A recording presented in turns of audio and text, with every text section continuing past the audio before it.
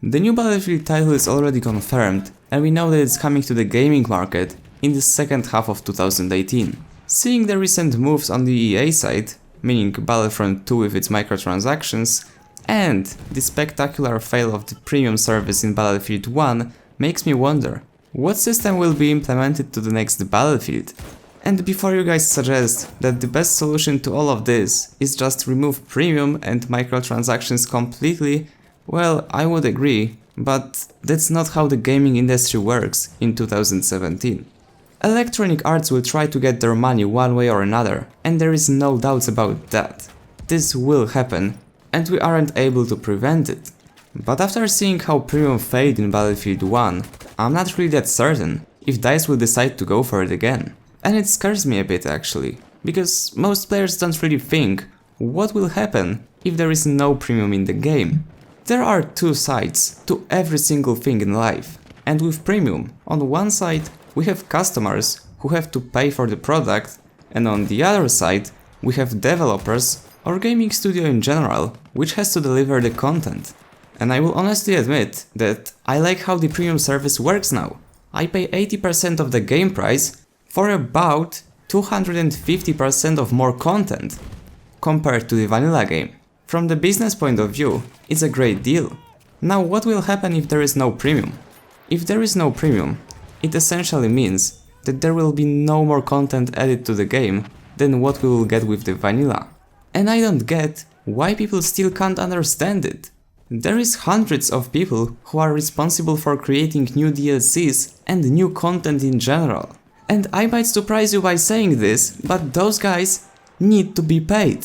What's even more obvious in this situation is that those guys are working in DICE, and I'm not gonna lie, DICE is one of the most advanced studios when it comes to the technology used in their games.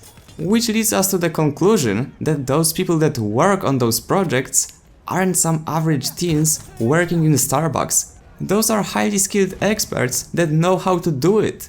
I know that the younger audience might not understand it, but if you are in your 20s, you know what I'm talking about. People have to get paid for the job they're doing.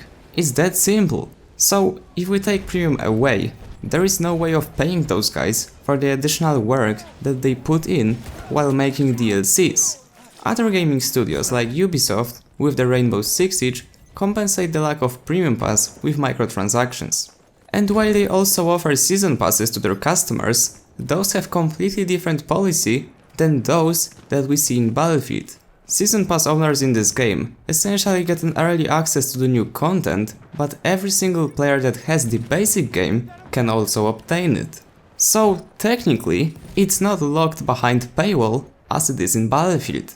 Microtransactions in the game, however, allow you to buy additional skins, uniforms for your characters, and generally improve the visuals of your character, but those aren't pay to win. And if you have recently played the Battlefront 2 beta, which is coming out next month, you would know that EA decided to implement microtransactions that favor pay to win. Because those aren't only about visuals, those are also about the currency that allow you to buy modifications to your weapons that makes those better, and also guarantee you a higher chance to get star cards, which not only improve your character, but can only add whole new abilities to it. Which leaves players who don't decide to pay for additional drops at the disadvantage.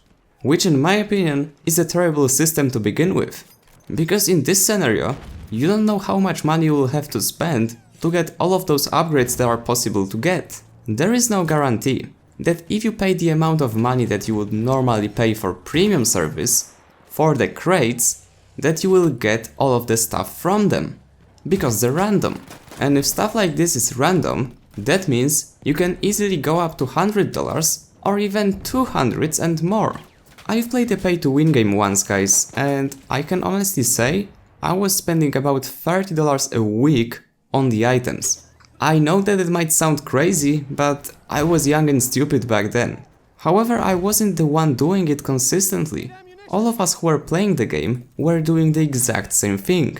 And while this isn't about me telling you stories how stupid I was 3 years ago, it's about pointing out that this method of getting money from players is very effective. Another story like this happened to me while I was playing H1Z1. I was like, alright, I'm gonna spend $5 on opening 2 crates and then I will not open any more of them. I was lucky because I got the skin that was worth about $60 out of it, so I got more money than I initially invested into buying those crates. After I did so, people who heard about it were like, alright, we're gonna buy crates as well and we will drop skins like he did. You probably know what happened next. They didn't drop anything that had any value at all. But they've already spent tons of money on those crates and they couldn't get those back. So as you see guys, the microtransactions that favor pay to win are both addicting to the customers and they generate tons of money to the developer. Or gaming studio, call it however you want. But the truth is that those are a lot worse for the customers in the end than premium passes are. In premium pass, you have a set price and if you pay it, you know that you will get the content that you paid for. While with the microtransactions, you don't know that. You might get the content right away by paying $5. You might get it halfway through by paying $50 or $70. But you might never get it after paying $300 or $400. And that would be it guys. Remember that this is how I feel about microtransactions and premium passes, so you don't have to share my opinion, but regardless of that, make sure to leave a comment and let me know how you feel about this. I actually read all of them, so make sure to leave one. And as always guys, if you enjoyed, remember to leave a like, subscribe, and I see you on the battlefield!